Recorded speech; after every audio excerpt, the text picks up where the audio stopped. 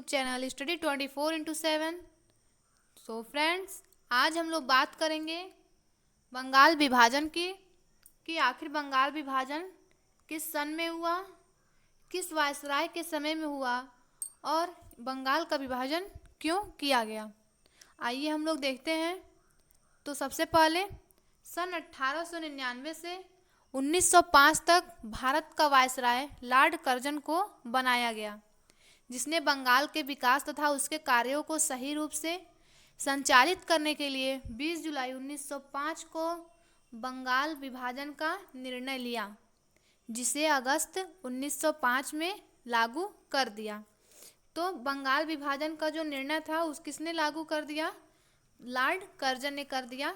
यह आपके सभी तरह की परीक्षाओं के लिए महत्वपूर्ण है, क्योंकि प्रश्न आते हैं कि बंगाल का विभाजन किस सन में हुआ, कौन से वायसराय के समय हुआ और क्यों हुआ। तो बंगाल का विभाजन, जैसा कि लॉर्ड कर्जन ने बताया कि बंगाल के विकास तथा उसके कार्यों को सही रूप से संचालित करने के लिए बंगाल का विभाजन किया गया था, परंतु ऐसा नहीं था। बंगाल का विभाजन भारत में हिंदू मुस्लिम एकता को ख़त्म करने के लिए किया गया था, क्योंकि अंग्रेज़ों ने नीति अपनाई थी फूट करो और फूट डालो और राज करो, जिस नीति के अंतर्गत उन्होंने बंगाल का विभाजन हिंदू पक्ष और मुस्लिम पक्ष में कर दिया। अब हम आगे देखते हैं।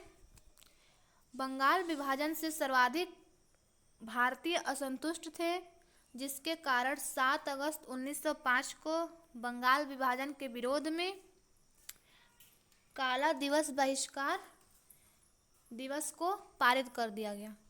अब यहाँ पर देखिए आप लोग, 16 अक्टूबर 1905 को संपूर्ण बंगाल में शोक दिवस मनाने का निर्णय लिया गया था। आगे है हमारा, सन 1911 में दिल्ली दरबार आयोजन करने की अधिसूचना जारी की गई। इस समय भारत का वायसराय लॉर्ड हार्डिंग द्वितीय था। 1911 में वायसराय भारत का लॉर्ड हार्डिंग द्वितीय था।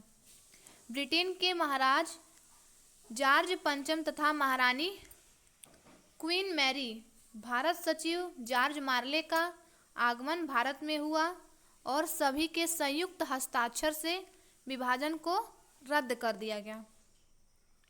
बंगाल विभाजन के समय हितवादी, संजीवनी, बंगाली जैसी पत्रिकाओं का विरोध में प्रयोग किया गया था। बंगाल विभाजन के आंदोलन का नेतृत्व सैयद हैदर रजा ने किया था। जैसे यह भी आपका एक प्रश्न है इम्पोर्टेंट कि बंगाल विभाजन के आंदोलन का नेतृत्व किसने किया था, तो सैयद हैदर रजा ने किया था, तथा चिदम्बरम पिल्ले के द्वारा मद्रास रेजिमेंट में आंदोलन का नेतृत्व किया गया। कर्जन के द्वारा बंगाल पूर्वी व पश्चिमी बंगाल में बंट गया था। लॉर्ड कर्जन ने बंगाल को 2 भागों में बांट दिया था, पूर्वी बंगाल और पश्चिमी बंगाल। ठीक है, 1905 में ही। फिर हमारा है, जिसमें गोपाल कृष्ण गोखले ने कहा यह अंग्रेजों की निर्भय भूल है। आप देख सकते हैं, गोपाल कृष्ण गोखले ने कहा यह अंग्रेजों की निर्भय भूल है, जबकि गांधी जी ने कहा भारत का वास्तविक विकास अथवा जागरण बंगाल विभाजन के बाद प्रारंभ हुआ था। अर्थात सबकी अपनी अपनी सोच थी। फिर हमारा है, सन 1912 में दिल्ली दरबार के समय रविंद्रनाथ टैगोर के द्वारा भारत के वर्तमान राष्ट्रगान को प्रस्तुत किया गया था। तो हमारा एक प्रश्न यह भी बनता है कि जो हमारा वर्तमान राष्ट्रगान है वो कब प्रस्तुत किया गया था, किस सन में? तो 1912 में प्रस्तुत किया गया। कहाँ पर किया गया? तो दिल्ली दरबार में किया गया। और किसके द्वारा किया गया? तो यह हमारा हो जाएगा रविंद्रनाथ टैगोर। यहाँ से आपके 3 प्रश्न बनेंगे, तो इस लाइन को आप ध्यान देंगे। फिर हमारा है, भारत का राष्ट्रगान रविंद्रनाथ टैगोर के द्वारा लिखी गई पुस्तक गीतांजलि से लिया गया है। यह भी आपके परीक्षाओं में प्रश्न आते हैं कि भारत का राष्ट्रगान जो है वह कहाँ से, किस पुस्तक से लिया गया है। तो किस पुस्तक से लिया गया है? यह हमारा गीतांजलि से लिया गया है। और फिर आगे देखते हैं। सन 1913 में गीतांजलि के लेखक के कारण रविंद्रनाथ टैगोर को साहित्य का नोबेल पुरस्कार दिया गया था। यह पुरस्कार पाने वाले एशिया के पहले व्यक्ति थे। तो हमारा यह भी प्रश्न आता है कि जो गीतांजलि के लेखक थे कौन थे? तो गीतांजलि के लेखक रविंद्रनाथ टैगोर थे।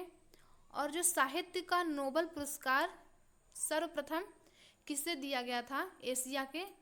तो हमारे हो जाएंगे रविंद्रनाथ टैगोर। और किस सन में दिया गया था? तो हमारा 1913 में दिया गया था। सो फ्रेंड्स, वीडियो अच्छा लगा हो तो लाइक करें, शेयर करें और ऐसे ही वीडियो देखने के लिए हमारे चैनल को सब्सक्राइब करें। Thank you friends.